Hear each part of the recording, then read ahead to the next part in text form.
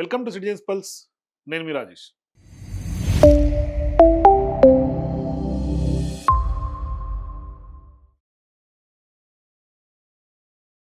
కేంద్ర ప్రభుత్వం కీలకమైనటువంటి నిర్ణయం అంటే ఒక రకంగా సంచలన నిర్ణయం అని చెప్పాలి. నాకు తెలిసి భారత రాజకీయ చరిత్రలో ఇప్పుడు భారతదేశం రాజకీయంగా ముఖ చిత్రం మార్చిపోయే కీలకమైనటువంటి అడుగు కేంద్ర ప్రభుత్వం వేయబోతోంది. అంటే లోక్సభ అట్లాగే అసెంబ్లీ స్థానాలు పూర్తి స్థాయిలో పునర్విభజనకు కేంద్ర ప్రభుత్వం ఇవాళ కేంద్రం మార్గం సుగమం చేసుకున్నట్టుగా కనిపిస్తుంది.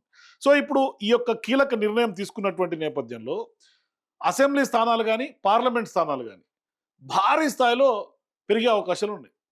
అంటే జనాభా ప్రాతిపదికన 2011 జనాభా లెక్కలను ప్రాతిపదికగా తీసుకొని ఈ యొక్క నిర్ణయం తీసుకున్నట్టు కనిపిస్తోంది. అయితే ఇప్పుడు తాజాగా ఢిల్లీలో ఎన్డీఏ భాగస్వామ్య పక్షాల భేటీలో కేంద్ర మంత్రిగా ఉన్నటువంటి అమిత్ షా, అట్లాగే కిరణ్ రిజిజు, వీళ్ళు అట్లాగే అర్జున్ మేఘ్వాల్, వీళ్ళ ముగ్గురు కూడా ఆ సమావేశం నిర్వహించారు. పెద్ద ఎత్తున ఇప్పుడు మహిళా బిల్లుతో పాటుగా భారీ స్థాయిలో పునర్వ్యవస్థీకరణ జరిగేందుకు కూడా ఆ యొక్క బిల్లులను కూడా ఈ పార్లమెంట్ సెషన్స్లోనే కొంత ప్లేస్ చేసి దాన్ని ఆమోదం తీసుకునేలాగా కనిపిస్తుంది. అయితే ఇప్పుడు అతిపెద్ద రాజకీయంగా ముఖ చిత్రం మారబోతా ఉంది. ఇది ఒక చారిత్రాత్మక ఘట్టంగా చెప్పుకోవాలి. అంటే ఆల్మోస్ట్ 50% పెంచుతున్నారు లోక్సభ అట్లాగే అసెంబ్లీ స్థానాలు 50% పైగానే పెరుగుతూ ఉన్నాయి. అట్లాగే మహిళలకు సంబంధించి 33% కూడా రిజర్వేషన్ని అమల్లోకి గతంలోనే బిల్లు పాస్ అయింది. దానికి సంబంధించినటువంటి రిజర్వేషన్ కూడా ఇవాళ తీసుకొచ్చే అవకాశాలు స్పష్టంగా కనిపిస్తూ ఉన్నాయి. అయితే ఇక్కడ ప్రధానంగా మనకి లోక్సభలో ప్రస్తుతం 543 స్థానాలు ఉంటే ఇప్పుడు అవి 816 స్థానాలుగా పెరగబోతా ఉన్నాయి. అంటే పెరిగే స్థానాలు మనకి 273 స్థానాలు. అయితే ఈ యొక్క మొత్తం 816 స్థానాల్లో మహిళలకు కేటాయించినటువంటి స్థానాలు 270. అంటే 200 స్థానాలు 33% రిజర్వేషన్లో భాగంగా మహిళలకు కేటాయించబోతా ఉన్నారు. అట్లాగే ఇక దేశవ్యాప్తంగా అసెంబ్లీలు అంటే మన తెలుగు రాష్ట్రాల అసెంబ్లీ పార్లమెంట్ గురించి ఆ యొక్క స్థానాల గురించి మాట్లాడుకోబోయే ముందు ఎంటైర్ ఇండియా వ్యాప్తంగా అసెంబ్లీల్లో మొత్తం 4123 అసెంబ్లీలు ఉంటే అందులో పెరిగేటివి 262 అసెంబ్లీ స్థానాలు పెరగబోతా ఉన్నాయి. జాతీయ స్థాయిలో అన్ని అసెంబ్లీలకి మొత్తం భారతదేశంలో ఉన్నటువంటి అన్ని రాష్ట్రాలకు సంబంధించినటువంటి అసెంబ్లీలు కూడా మొత్తం పెరిగి 6185 స్థానాలు ఇవాళ మొత్తం అసెంబ్లీ స్థానాలు దేశవ్యాప్తంగా కాబోతా ఉన్నాయి. అయితే అందులో ఈ 6185లో 2042 స్థానాలు మహిళలకు కేటాయిస్తున్నట్టుగా మనకు అర్థమవుతుంది. అట్లాగే ఏపీ అసెంబ్లీ విషయం తీసుకుంటే ఏపీ అసెంబ్లీ స్థానాలు ఇప్పటికే మనకు 175 ఉన్నాయి. ఇప్పుడు 263 కాబోతా ఉన్నాయి. ఇందులో మళ్ళీ 85 స్థానాలు పెరుగుతున్నట్టుగా మనకు కనిపిస్తోంది. మహిళలకు 87 స్థానాలు, ఈ యొక్క 263లో 87 స్థానాలు మహిళలకు కేటాయించాలి. అట్లాగే ఇవాళ ఆంధ్రప్రదేశ్ పార్లమెంట్ విషయం తీసుకుంటే అక్కడ పార్లమెంట్ స్థానాలు 25 స్థానాలు. ఈ యొక్క పార్లమెంట్ 25 స్థానాల్లో మనకు 13 స్థానాలు పెరగబోతా ఉన్నాయి. మరి మొత్తం స్థానాలు 38 అవుతున్నాయి. అంటే 25 స్థానాల నుంచి 38 స్థానాలుగా ఏపీ పార్లమెంట్ స్థానాలు పెరగబోతా ఉన్నాయి. ఇందులో మళ్ళీ 13 స్థానాలు మహిళలకి కేటాయిస్తున్నట్టుగా అర్థమవుతుంది. అట్లాగే తెలంగాణ అసెంబ్లీ విషయం తీసుకుంటే మనకి 119 స్థానాలు తెలంగాణ అసెంబ్లీలు ఉన్నాయి. ఈ యొక్క అసెంబ్లీ స్థానాలు 179కి చేరబోతా ఉన్నాయి. అంటే 119 నుంచి 179 అంటే 60 స్థానాలు పెరుగుతూ ఉన్నాయి. మరి ఈ 60 స్థానాల్లో మహిళలకు 63%, 60కి 60 మనకి ఈ 179లో 60 కేటాయించాల్సినటువంటి పరిస్థితి. అట్లాగే తెలంగాణలో ఉన్నటువంటి పార్లమెంట్ స్థానాలు తీసుకుంటే ఇప్పటికి మనకు 17 పార్లమెంట్లు ఉన్నాయి. అది కాస్త 26గా మారబోతా ఉంది. 9 స్థానాలు పెరుగుతున్నాయి. ఈ 9 మహిళలకు కేటాయించాల్సినటువంటి పరిస్థితి. అంటే ఒక రకంగా చెప్పాలంటే పెరిగే స్థానాలకి మహిళలు కేటాయించే స్థానాలకు ఆల్మోస్ట్ ఈక్వల్గానే కనిపిస్తుంది. ఇప్పుడు చూడండి, అంటే ఇవి యాస్టీజ్గా కేటాయిస్తారని కాదు, కానీ మహిళలకు సంబంధించి 33% రిజర్వేషన్లను అమల్లోకి తీసుకొస్తుంది కేంద్ర ప్రభుత్వం.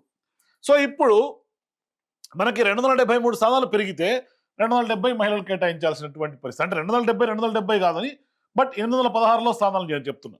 అట్లాగే 262 స్థానాల్లో 2042 స్థానాలు కేటాయించాల్సినటువంటి పరిస్థితి. 88కి 87, 13కి 13, 60కి 60, 9కి 9. ఒక రకంగా చెప్పాలంటే మన తెలుగు రాష్ట్రాల విషయం తీసుకుంటే పెరిగినటువంటి ఎన్ని స్థానాలు ఉన్నాయి, ఆల్మోస్ట్ ఇంచుమించుగా అన్నే స్థానాలు మహిళలకు కేటాయిస్తున్నటువంటి పరిస్థితి మనకు కనిపిస్తుంది. దీంతో ఒక రకంగా ఈ యొక్క పెరిగే స్థానాలు లేదంటే కనుక ఇప్పుడు మహిళా రిజర్వేషన్ అమలు చేసినటువంటి తీరు, 33% రిజర్వేషన్లను అమలు చేస్తున్నటువంటి నేపథ్యంలో ఈ యొక్క నియోజకవర్గ పునర్విభజన ఏదైతే పునర్వ్యవస్థీకరణ జరుగుతుందో ఇప్పుడు జాతీయ స్థాయిలో అది మహిళలకు ఒక గుడ్ న్యూస్గా చెప్పుకోవాలి.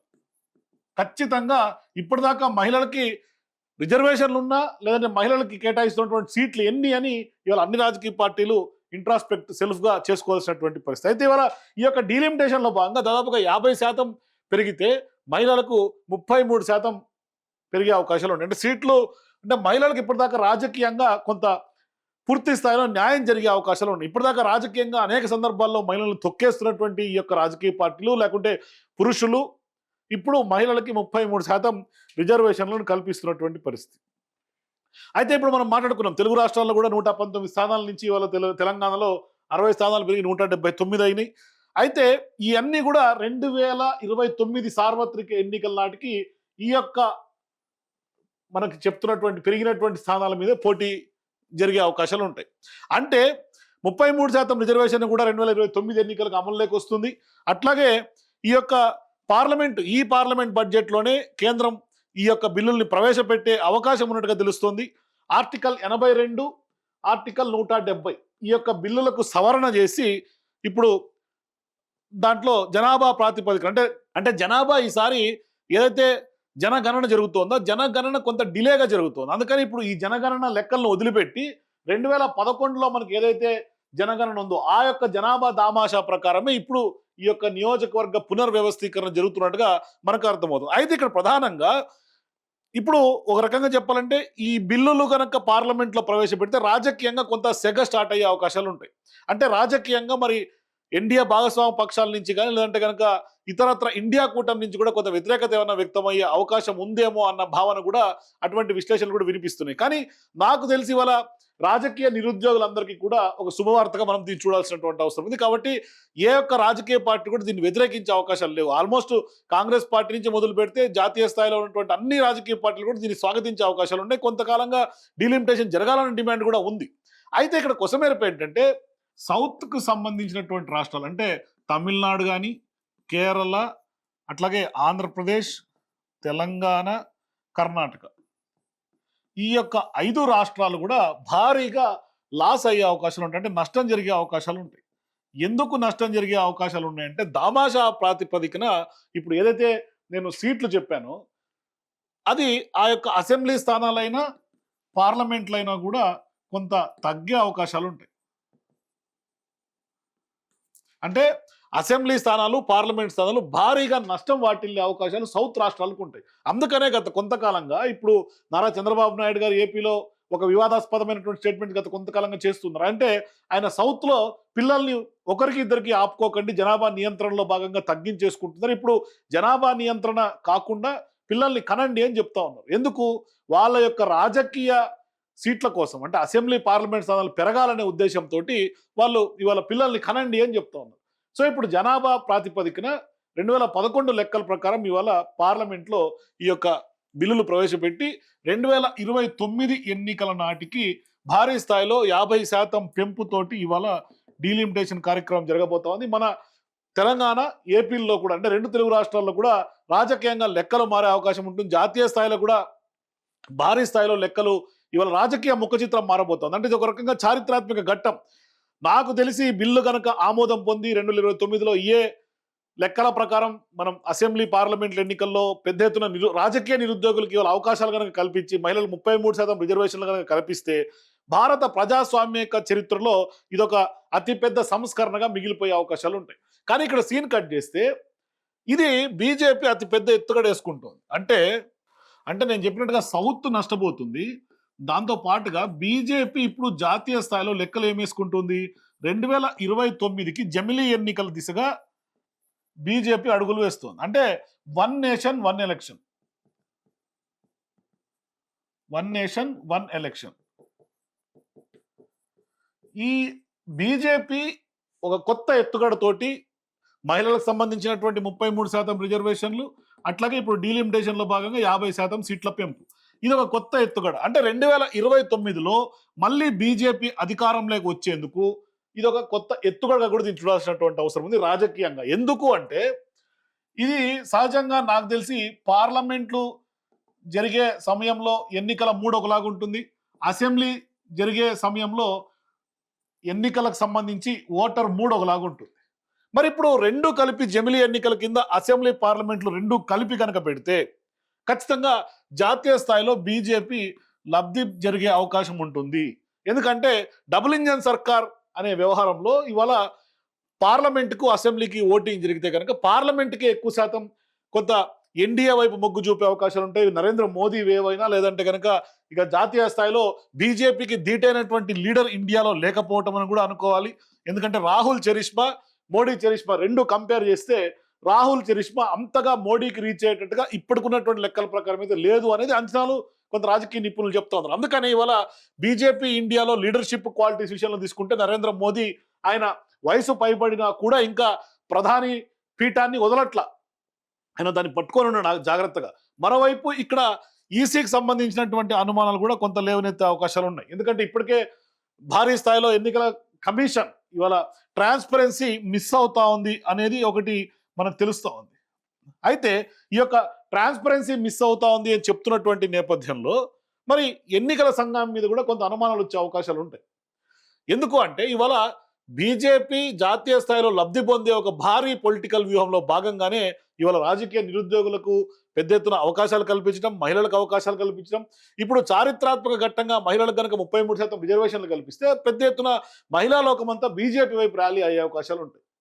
సో ఇది ఒక పెద్ద వరంగా బీజేపీ దీన్ని ట్రీట్ చేస్తుంది. అందుకని ఇవాళ హడావిడిన ఆగమేఘాల మీద ఇవాళ జమిలీ ఎన్నికల దిశగా కేంద్రం అడుగులు వేస్తోంది. జమిలీ ఎన్నికలకు సంబంధించి ఇప్పటికే దీని మీద పెద్ద ఎత్తున కసరత్తు జరిగింది. ఒక పెద్ద ఎత్తున కమిటీ వేశారు, కమిటీ రిపోర్ట్ సబ్మిట్ చేసింది. దానికి సంబంధించి ఇప్పుడు ఎన్నికల కసరత్తు కేంద్రం స్టార్ట్ చేసింది. దాని మీద అనేక సందర్భాల్లో చర్చలు జరిగినాయి, పార్లమెంట్లో సబ్ కమిటీలు వేసినాయి, చాలా జరిగినాయి.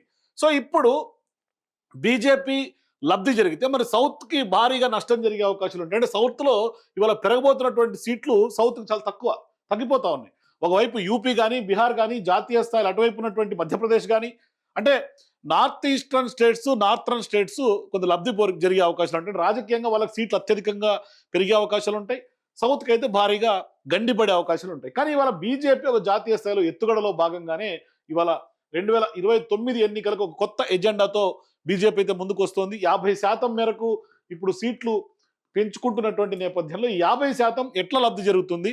నిజంగానే ఇవాళ ఇప్పుడున్నటువంటి వ్యవహారంలో ఇవాళ బీజేపీ అనుకున్నట్టుగా పార్లమెంటు, అసెంబ్లీ 3 ఒకటే ఉంటుంది. జమిలీ ఎన్నికలు పెడితే రెండింటికి ఒకటేసారి మొత్తం 1 నేషన్ 1 స్టేట్ ఎలక్షన్స్ పెడితే అని భావించవచ్చు. కానీ ఇవాళ ప్రజలందరూ అప్రమత్తంగా ఉన్నారు. అసెంబ్లీకైనా, పార్లమెంట్కైనా దేనికి ఎన్నికలు జరిగినా కూడా దేనికి దానికే ఓటింగ్ జరిగే అవకాశాలు కూడా లేకపోలేదు. ఎందుకంటే గతంలో అనేక సందర్భాలు జరిగినాయి. ఇవాళ మళ్ళీ కూడా కలిపి పెడితే ఏమన్నా మూడు మారుతుందేమనుకుంటే నాకు తెలిసి ఇప్పుడున్నటువంటి జనరేషన్స్, ఇప్పుడున్నటువంటి ప్రజానీకం చాలా అవగాహనతో కూడుకుంది. సోషల్ మీడియా వచ్చింది.